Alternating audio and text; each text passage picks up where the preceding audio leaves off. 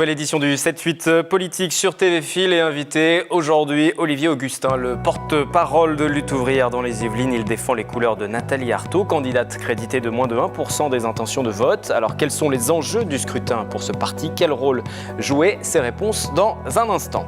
Au cours de ce rendez-vous, nous ferons aussi le point sur la campagne des législatives qui se prépare. Les candidats se manifestent déjà dans les différentes circonscriptions du département. Olivier Augustin, bonjour. Bonjour. Vous représentez donc Nathalie Arthaud, candidate communiste. Elle se revendique comme telle, trotskiste également. Ça signifie quoi ces deux notions pour vous aujourd'hui? Pour nous, c'est des notions très importantes. C'est notre carte d'identité à travers tout notre mouvement, tout ce que nous on a à dire, et là en particulier à l'occasion des élections présidentielles, pour bien marquer notre camp en tant que communiste, en tant que trotskiste, en tant que révolutionnaire aussi.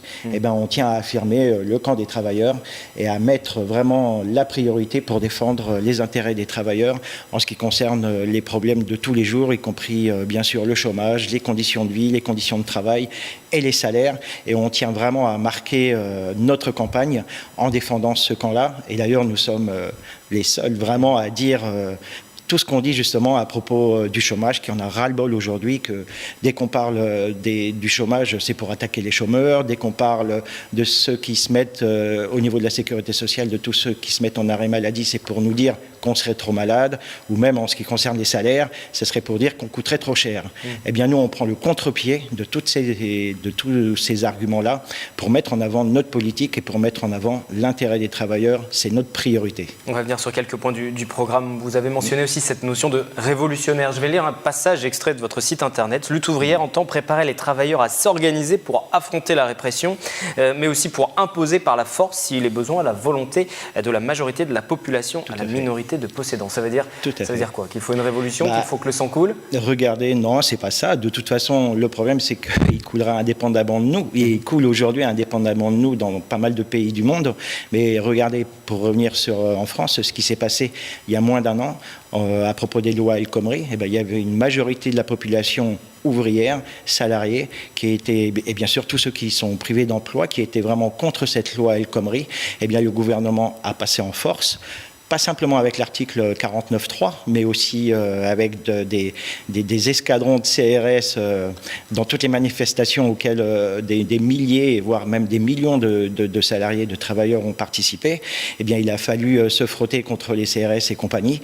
C'est cet état de choses que nous, on dénonce. Bien sûr, nous, il faut absolument qu'on se mobilise, il faut absolument que le monde du travail, ils disent ce qu'il a à dire et qu'on ait comme objectif, pour revenir sur le côté révolutionnaire des choses, de dire qu'il y en a ras-le-bol, que ce soit la bourgeoisie, que ce soit les capitalistes qui aient la main sur toute l'économie et qui décident du jour au lendemain de pouvoir fermer une entreprise et de mettre sur le carreau des milliers, voire des dizaines de milliers de salariés, comme entre autres par rapport à Peugeot, une usine là, qui est dans un groupe qui est vraiment dans l'Île-de-France aussi et qui a mis sur le carreau en l'espace de 3 ans 17 000 travailleurs avec la fermeture d'Aulnay, mais pas seulement. Et en tout cas, nous, ça, on le dénonce. Et cette violence-là, pour nous, c'en est une vraie violence que nous, on condamne et qu'on condamne bien sûr la politique des patrons qui est de mettre au chômage des dizaines de milliers de salariés. C'est quoi la bourgeoisie? Pour bien clarifier ces éléments de langage. La bourgeoisie, regardez autour de vous, Bettencourt, Arnaud, à eux seuls, ils possèdent des milliards et des milliards et c'est des gens qui vivent du travail des autres et s'enrichissent du travail des autres. C'est des gens qui s'accaparent justement toutes les richesses que le monde du travail y produit. Nous-mêmes, en tant que travailleurs, nous sommes à la source de toutes les richesses, que ce soit de la table sur laquelle ou des sièges sur lesquels on est assis, ou de la table là qu'on a devant nous, du costume que vous portez, des micros, des caméras et des télés. C'est nous qui sommes à la source et à la création de toutes ces richesses-là, et pourtant c'est nous qui n'en profitons pas. Et c'est nous qui devrions nous retrouver au chômage et qui devrions accepter des salaires à moins de 1100, voire 1200 euros, à peine le SMIC. Ce monde-là, en tout cas, nous, on le conteste. Alors la grande bourgeoisie, bien sûr, elle s'accapare et elle vole toutes ces richesses-là pour justement pour remettre dans le monde de la finance, et faire qu'ils gagnent encore davantage d'argent et de plus en plus d'argent. Vous croyez aujourd'hui au processus électoral? Je vous pose cette question parce que les élections, finalement, Lutte ouvrière n'y croit pas vraiment. Pour nous, c'est un moyen d'exprimer un certain nombre d'idées. C'est un moyen de mettre en avant notre programme. Et donc, notre programme, c'est là où il est important. Mais bien sûr que pour faire aboutir ça, on ne compte pas sur les élections. Pour nous, c'est un programme de lutte. Ce n'est pas un programme, comme on entend souvent d'autres candidats électoraux, avec des mesures où on prendrait de l'argent ici, ou faire un traficotage de choses comme ça. Nous, c'est un programme de lutte avec comme première mesure, mais vraiment la plus importante, c'est l'interdiction des licenciements. C'est la répartition du travail entre tous, sans perte de salaire. L'augmentation même du salaire. Hein. Et bien sûr, 300 avec euros, 1800 euros salaire minimum, avec une augmentation bien sûr générale de 300 euros. Parce qu'aujourd'hui, dans toutes les entreprises dans lesquelles on est confronté avec des salariés, et nous-mêmes à gagner 1100, 1200 euros. Et je vous promets que, moi je travaille à Renault-Flin, donc dans la région, et je vous promets que pour avoir un salaire de 1400 ou 1500 euros, ce qui est à peine suffisant même pour vivre, eh bien, on est obligé de travailler, voire 1 ou 2 samedis supplémentaires par mois, et on arrive à peine à s'en sortir. Alors le 1800 euros net, bien sûr, c'est le minimum pour pouvoir payer son loyer, ses traites. Et puis, si jamais on a des incidents avec sa voiture ou d'autres, eh ben, pour pouvoir pallier à la moindre difficulté. Mais c'est vraiment le minimum. Oui, bien sûr, c'est une exigence du monde du travail. Et aujourd'hui, il est intolérable de pouvoir se retrouver avec des salaires vraiment au ras des pâquerettes. Comment se passe la campagne sur le terrain aujourd'hui pour vous? Est-ce qu'elle est plus difficile, cette campagne présidentielle? Pas simplement, non, elle n'est pas difficile. Nous, on est content d'engager des discussions, on est content de se retrouver sur les marchés, à la porte des entreprises, partout là où vivent nos camarades, partout là où on vit nous-mêmes. On est en contact avec des dizaines, voire même des fois des centaines de personnes au fur et à mesure des jours de la campagne, pour y défendre notre programme, pour y défendre nos idées. Et l'accueil qu'on reçoit, il y a beaucoup de discussions, il y a beaucoup d'inquiétudes, et surtout il y a beaucoup de colère. Il y a beaucoup de colère, un peu ce que je disais tout à l'heure, que de se voir nous-mêmes responsables de tout, alors que c'est nous-mêmes qui produisons, c'est nous-mêmes qui sommes vraiment à la source de toutes les richesses produites. Et nous, il faudrait encore une fois qu'on fasse des sacrifices, qu'on se serre la ceinture. Il faudrait travailler 39 heures, payer 35. Il faudrait même accepter de travailler jusqu'à 65 ans, quand on les entend, tous ces candidats-là qui se présentent aux élections. Et bien là, il y a de quoi être en colère. Alors notre candidature, la candidature de Nathalie Arthaud, c'est pour exprimer cette colère-là. C'est pour exprimer la colère du camp des travailleurs. Une colère qui ne s'exprime pas toujours dans les urnes. On va revoir le résultat tout de même de 2012 dans le département des Yvelines, justement, dans notre département. Vous le voyez... C'est difficile de transformer cette colère dans les urnes pour Lutte ouvrière? C'est peut-être difficile, mais mine de rien, 0,35, si je vois bien. 0,35 tout à fait dans le département. Ça représente environ 200 000, voire 220 000 personnes qui ont voté, salariés, travailleurs, qui ont voté pour nos idées, pour notre programme. Et c'est pas simplement un chiffre, hein. Ça représente aussi, si l'ensemble de tous ces salariés-là, de tous ces gens-là qui ont exprimé leur adhésion à notre programme, eh bien, se mettaient dans les rues pour y défendre justement les exigences du monde du travail en ce qui concerne le chômage et les salaires, etc. Et ben ça représenterait vraiment une force. Regardez ce qui se passe en Guyane.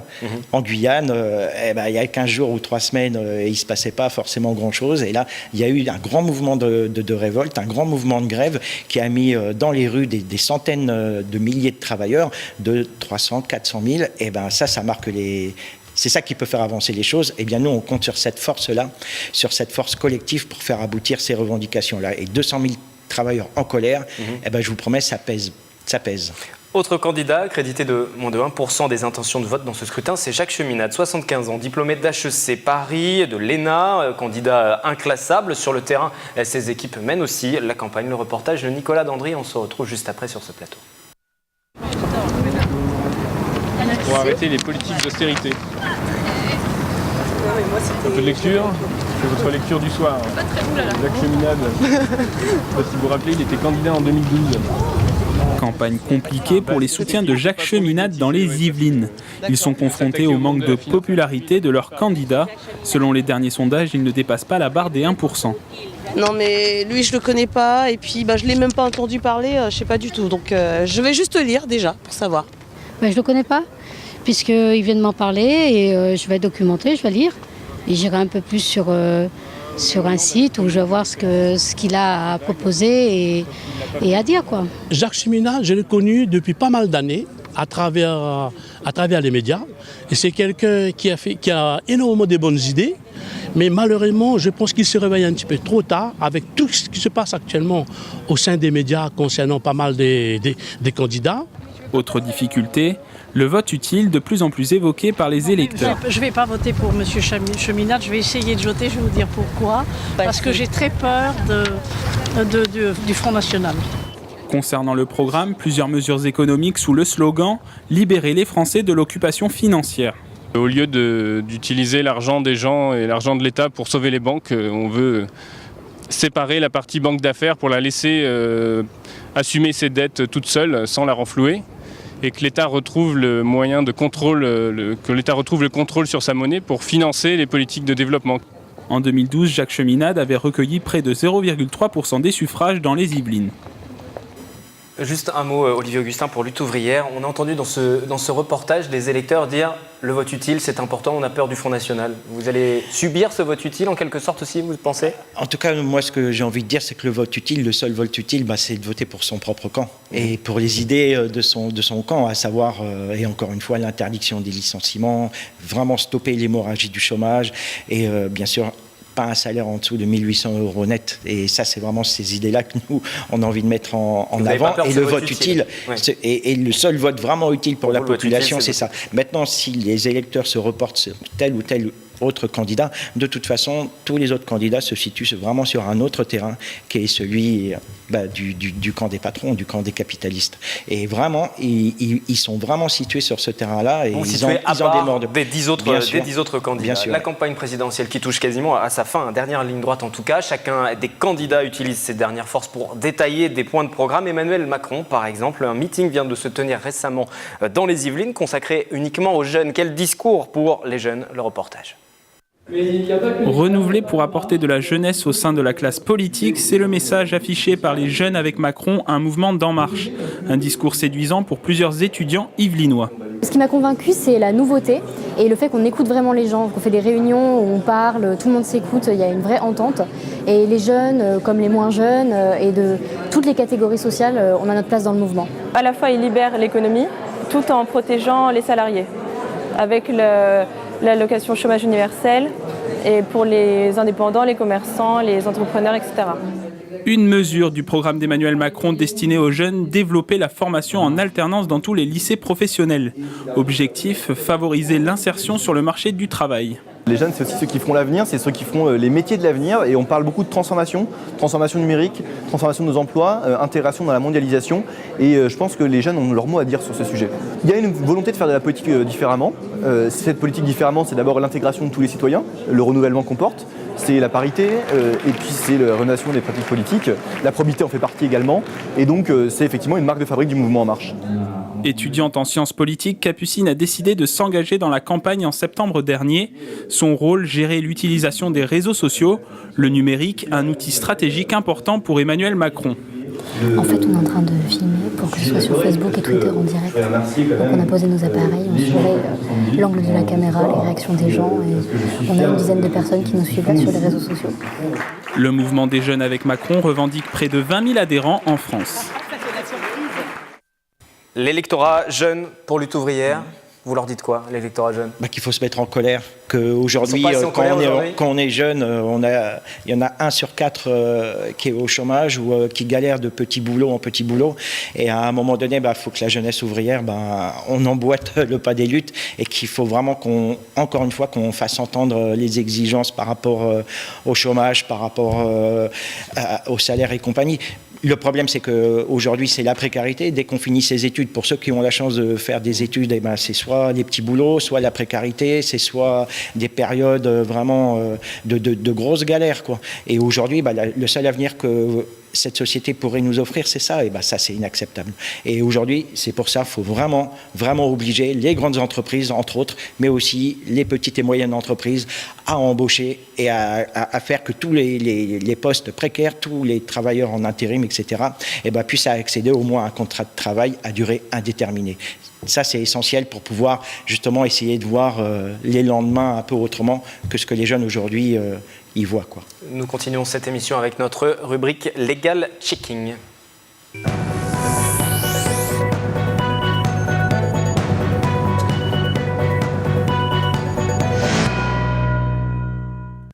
Et pour cela, j'accueille en plateau Nicolas Kielovitz. Bonjour Nicolas. Bonjour. Aujourd'hui, avec les surligneurs de l'Université de Versailles-Saint-Quentin, vous allez passer au crible l'une des mesures phares de Jean-Luc Mélenchon, la France insoumise, c'est l'impôt pour tous. On rappelle que ce collectif des surligneurs, ce sont des universitaires qui étudient la faisabilité sur un plan purement légal des propositions des candidats à la présidentielle. Donc l'impôt pour tous aujourd'hui. Oui, l'impôt universel pour tous les Français, c'était une proposition déjà de Jean-Luc Mélenchon en 2012. Il appelait ça alors la taxation différentielle. Le nom change, mais la mesure est la même. Le député européen souhaite que tous les Français, même ceux basés à l'étranger, déclarent leur situation au fisc hexagonal pour payer ensuite éventuellement un impôt si le pays d'accueil est fiscalement plus avantageux que la France. C'est pour Jean-Luc Mélenchon un moyen de lutter contre l'évasion fiscale. Il expliquait sa mesure début janvier sur RMC et BFM TV. Écoutez-le. Vous êtes français ? Très bien. Vous payez vos impôts où que vous soyez sur la planète. Comment vous faites ? Dans le pays où vous êtes, vous payez ce que vous devez au pays, c'est bien normal, et puis vous le dites au fisc français, et le fisc dit « Ah ben ça tombe bien, vous ne devez rien ». Ou bien il dit « Ah ben si vous aviez été en France, vous auriez payé plus, donc vous payez plus, et vous payez votre part, ou moins ». Voilà pour la proposition. Elle est réalisable, possible, sur un plan purement légal ? Oui, alors en dehors de l'Union européenne, pas de problème. Les États-Unis le font déjà chez eux, même si là-bas beaucoup de moyens légaux permettent d'y échapper. En revanche, au sein de l'Union européenne, Jean-Luc Mélenchon ne pourra pas appliquer cette mesure de façon généralisée. Ce serait au contraire aux traités européens qui garantissent, vous le savez, la liberté de circulation des capitaux. Il devra cibler uniquement certains cas. Écoutez à ce propos Vincent Couronne, fondateur des Surligneurs. Ce que peut faire Mélenchon, c'est justifier cet impôt universel et cette taxation pour des raisons de lutte contre l'évasion fiscale. Et ça, c'est quelque chose que la Cour de justice de l'Union européenne accepte totalement. Mais le problème, c'est qu'il ne devra cibler que les cas vraiment où il y a un problème d'évasion fiscale ou un risque de fraude fiscale internationale. Il ne peut pas faire un impôt totalement universel. Il faudra que ça soit ciblé sur ces cas-là. Et donc concrètement, si Jean-Luc Mélenchon veut faire un impôt universel pour tous les Français, il devra alors sortir de l'Union européenne. Et évidemment, c'est un autre sujet beaucoup plus vaste. On va peut-être demander à notre invité d'aujourd'hui qui représente réagir un peu là-dessus parce que déjà les impôts, il faudrait déjà que les grandes entreprises elles payent vraiment ce qu'elles doivent au niveau des impôts. Quand on voit des grandes entreprises comme Google ou même comme Total, Elf, Fina, etc. Justement ne pas payer et ne pas mettre la main à la poche et ne pas payer tout ce qu'ils doivent tout simplement à l'État, ça c'est quand même révoltant. D'autre part, payer des impôts, ça voudrait dire avoir un travail. Et avoir un travail, aujourd'hui, c'est quand même la grosse galère pour plus de 5 millions de salariés aujourd'hui qui sont privés d'emploi. Ça, j'ai quand même envie de mettre l'accent dessus et de dénoncer. Sur la proposition de Jean-Luc Mélenchon qui a été détaillée, là, sur cette idée d'impôt universel. Le problème, c'est déjà, encore une fois, que les grandes entreprises, au moins, elles payent ce qu'elles doivent. Et déjà, après, on verra ce qui se passe. Mais au moins il y a un volet grandes entreprises dans le programme de Jean-Luc Mélenchon. Là, c'est vraiment, ça cible, on va dire, les particuliers, ceux qui regardez ce qui s'est passé en Suisse. Ceux, justement, ceux qui ont pas mal d'argent et qui ont été faire des placements en Suisse et qui sont revenus ensuite pour se mettre au niveau de la loi de l'État français, ils sont revenus, ils ont rapatrié leur somme d'argent, etc. en France. Mais il y en a combien qui l'ont pas fait? Et puis ça représente combien d'argent? Là, c'est des sommes quand même monumentales, c'est des milliards d'euros. Jean-Luc Mélenchon estime que lui, c'est 80 milliards d'euros qui échappent justement et qui manquent cruellement dans les caisses de l'État pour créer des postes d'enseignants, pour créer des postes dans les hôpitaux, pour créer des postes dans les chemins de fer, etc. Partout là où c'est nécessaire pour la vie de la collectivité. Et ce vol, parce que ça c'est carrément du vol, bien sûr c'est injuste et franchement c'est révoltant. Merci Nicolas. L'émission se poursuit à présent. Nous avons parlé tout à l'heure du vote des jeunes, des programmes, des politiques envers les jeunes. Aujourd'hui, nous allons passer à notre chronique La campagne vue par, et ce sera autour des personnes en situation de handicap.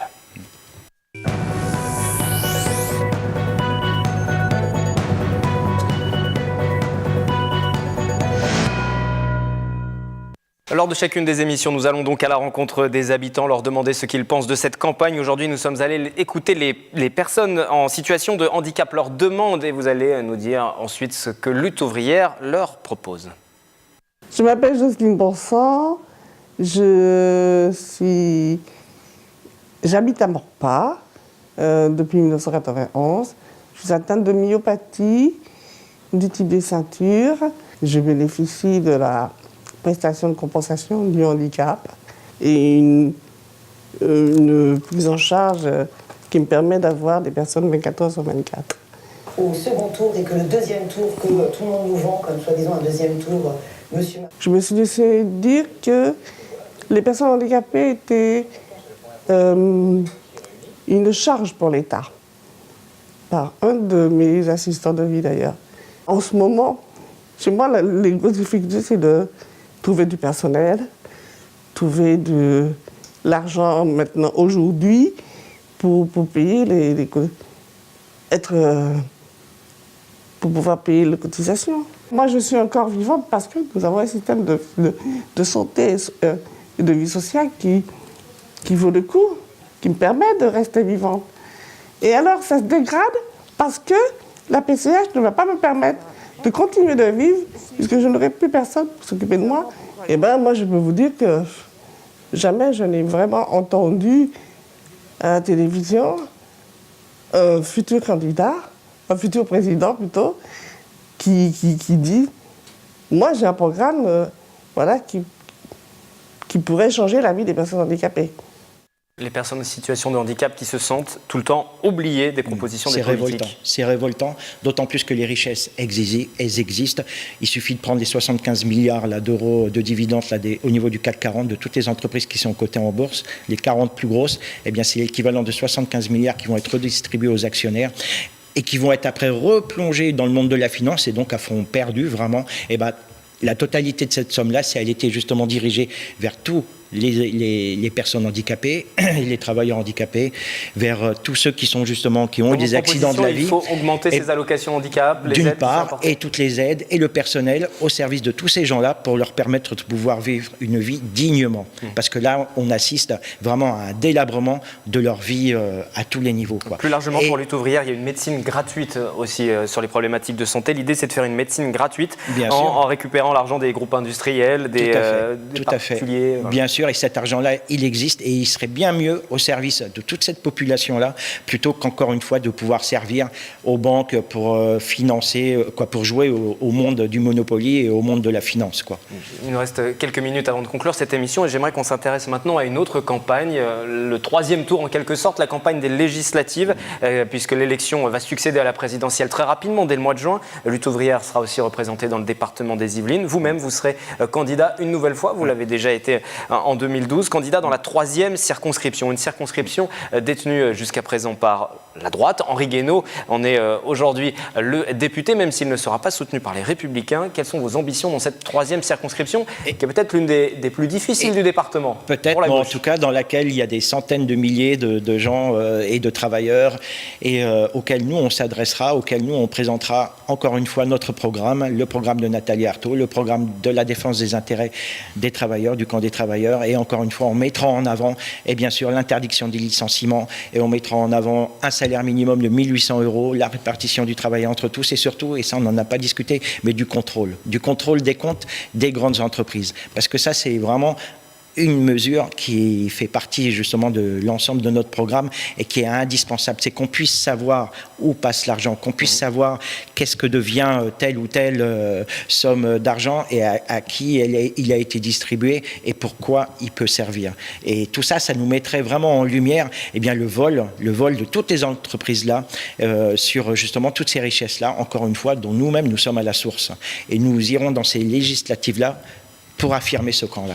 Sur les différentes candidatures Lutte ouvrière, vous serez présent dans l'ensemble du département? Bien sûr. Il y aura 12 candidats dans les 12 circonscriptions des Yvelines. Bien sûr, oui. Qui seront présents pour Lutte ouvrière, les différents candidats qui commencent à se manifester. On peut citer aussi dans la 11e circonscription Jean-Michel Fourgousse, le maire d'Elancourt, qui entend reprendre son siège perdu aux dépens, en tout cas au profit de Benoît Hamon. Le Front National a aussi annoncé qu'il y aurait 12 candidats dans chacune des 12 circonscriptions. On imagine bien évidemment que les résultats des différentes formations vont varier en fonction du résultat à la présidentielle. Ce sera le vrai test, la présidentielle aussi pour Lutte ouvrière et pour ensuite... Bien sûr, pour nous, c'est encore une fois, c'est une façon façon d'être au contact, c'est une façon de pouvoir discuter, de pouvoir être présent comme on l'est durant toute l'année, mais encore une fois, aussi à travers ces élections-là, présidentielles comme législatives, pour mettre en avant notre programme, pour vraiment mettre en avant nos idées et défendre toujours notre camp, le camp des travailleurs. Merci d'être venu pour cette édition du 7-8 politique. N'oubliez pas également que vous pouvez voter par procuration si vous n'êtes pas disponible pour vous rendre directement aux urnes. Vous pouvez voter par procuration, c'est en ce moment qu'il faut s'en occuper. C'est la fin de ce 7-8 politique. On se retrouve bientôt sur TV Fil. Vous pouvez noter d'ores et déjà le 18 avril à 21h. Nous vous proposerons un débat avec les représentants des 11 candidats à l'élection présidentielle. Ils reviendront sur le programme de leur parti, sur les enjeux de ce scrutin. D'ici là, la campagne se poursuit et elle est à suivre sur notre antenne.